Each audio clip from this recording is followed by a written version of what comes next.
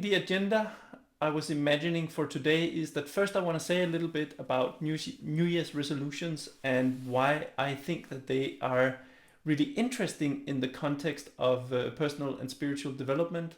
And then we're going to do a small process to play with the New Year's resolutions. And if you haven't made any this year, maybe you can dig back in your memory and sort of find some New Year's resolutions that you made at a younger age, and preferably some of the ones that have disillusioned you because they never had any significant impact. So yes, so I think the first thing I want to say about New Year's resolutions is that, as I see it, New Year's resolutions, especially the ones that don't really, what do you call it, are fulfilled, or the ones, so especially the New Year's resolutions that you don't fulfill, they are an expression of internal conflict. So they are expressions of something that you, if there's something, they're expression of something you desire, but which you have problems achieving.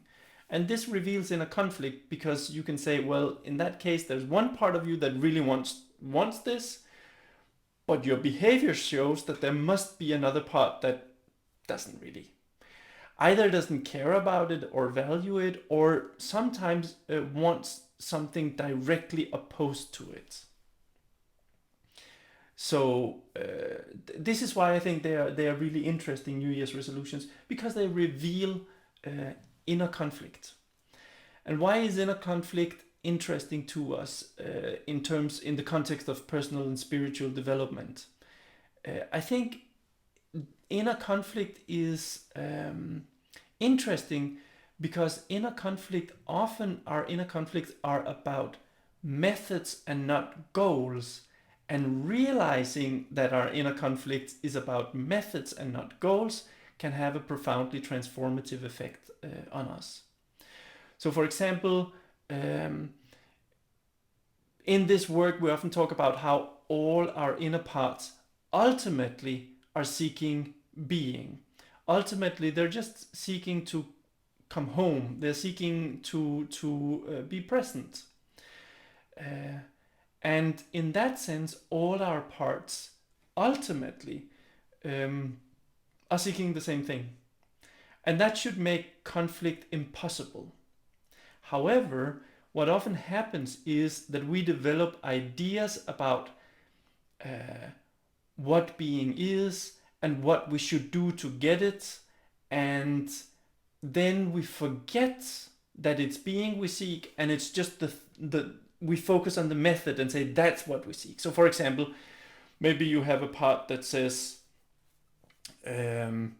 if I if I shape myself into a very mindful person, right? If I'm very calm all the time, then that will lead me to feel very good, and that is what we think of as being, right? We think being, when you feel being, we feel good. How do you feel good? You try to become very calm. And then you say, it's calmness that I want. But see, you've already reduced it, right? Another one might say, well, actually, I want freedom, right? We have a sense that when we feel being, we feel free. And that's what we remember about being. So we conceptualize being as specifically as freedom. And then we say, okay, good. How do you get freedom? Oh, you need to make a lot of money so you can do what you want. That's how you make freedom, or how you get freedom. And how do you get a lot of money? Well, you get a job that pays well, and then you work hard at it, and you get the promotions, right? And at sometimes you're so engaged at amassing money and getting the promotion and all these things, you forget why you're even doing it. And now you can say, one part of you looked at being and saw calmness, and developed the idea that you have to sort of calm your mind and become very still, and that's how you get that yummy thing. Another part of you looked at being and saw freedom and then said, my road to that is through earning a lot of money and working really hard. And now you have two parts, and you can see the ultimate goal is being. The ultimate goal is being. Freedom is not in conflict with being calm, right? You can feel calm and free at the same time. But when it gets translated into particular agendas, the agendas can be very much in conflict with each other because the side of you that tries to calm yourself all the time might be seen by the part of you that as a self-sabotage by the part of you that want to sort of go all in on building your career. And vice versa. The part of you that wants to be really calm looks at the part of you that wants to build the career and say, this part of me seems very agitated and I need to do something about it. I need to calm that part down. So can you see at the level of the methods, you can have conflicts. But the ultimate goal, insofar as the ultimate goal is being, there can't be any conflict. And this is why I think it's so fascinating to look at New Year's resolutions, because they reveal to us some of the, when we look at them from this point, we can see some of the methods that's in conflict, and that enables us to then do a very fruitful inquiry where we say, well, each side of this conflict, what is it ultimately reaching for, and is there even a conflict when you see that? So, for example, when you make the New Year's resolution to get fit, but then you don't go to the gym, right? Maybe it's because you have one part that is seeking one aspect of being by getting fit, and another part that is seeking a different aspect of being by staying home and eating salt and vinegar crisps while watching Netflix, which is a perfectly legitimate way of seeking being, right? Both, you can, when you look at it like ways of seeking being, you can understand the logic of both. Does this make sense? I think all our desires are generally conflated with our desire for being. So, am I saying that anything you could possibly want is only being? No, I'm not saying that. Like, for example, let's say you're hungry and you want to make some nice food, right? That's not a wish for being, that's just a wish for food. Fine. But if you are seeking to make exquisite meals, and there's a sense of urgency in making these amazing meals, and you're really disappointed if you don't get them, and you get sort of frustrated with your eating habit, and you make a New Year's resolution and say 2024 is gonna be the year where I finally eat something delicious every single day, then you start thinking this is more than just fulfilling the need for food, right? You're seeking something more than just delicious meals. I'm all for delicious meals. I love delicious meals, but every now and then you eat something and you go, that wasn't so good, right? But if there is that urgency involved in your wish, it usually points to that a part of you is seeking to get something more than what you the more than the immediately expressed wish. Mm-hmm. And it could be the same. It's like there's nothing wrong with achieving a comfortable financial situation, right? It's very good. If you get if you land a job that where you earn a lot every hour, then you have more time for your kids, and you can chill more, and that's wonderful. But when there is that urgency in I must have this, it's like non-negotiable, this is life or death, then that is usually a sign that you're seeking something more than just a comfortable financial situation. And that's something more. When you analyze what that is, you will often find that it is being. So it's freedom, it's love, it is peace, it is something else, which is an aspect of being.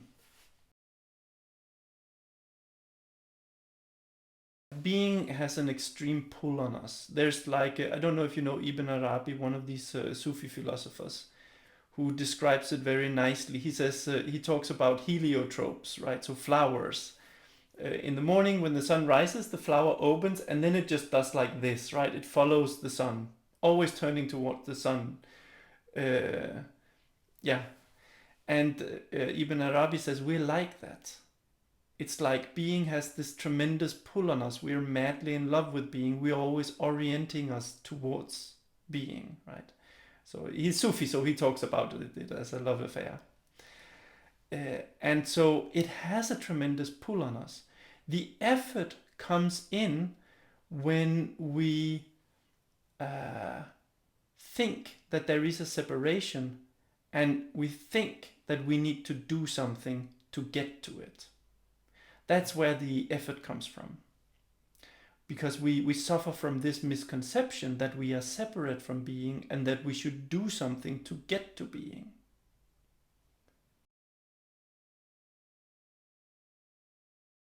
Yeah, there is no separation. The idea that there is a separation is a misconception. And as well, this is the thing, right? Believing that you are separate from what you seek is a misconception. And when your behaviors are founded on a misconception, it gets you in trouble. It's like if you think that if you make a plan for something and the plan is based on a false assumption, it's probably not going to be a very good plan. And this is why if your New Year's resolutions are plans for how to get something like being, which is already here, that's gonna be a bad plan, right? Because you're putting in a lot of effort to acquire something you already have, but you don't see it because because of the complexity of the whole project, so you don't see it.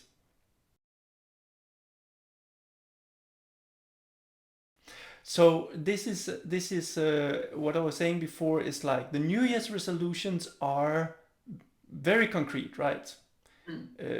Change my habits and very concrete habits. Go to the gym every day, meditate every day, eat super healthy, right? All these kind of things. But when you ask, what do you think you would get from it? What motivates you to do these things? Often the motivation is more than like just a better health or something like that. And that something more is often being. Okay. So what lends the sense of urgency to your New Year's resolutions is that you are actually seeking something more than what you say you are seeking. Cool.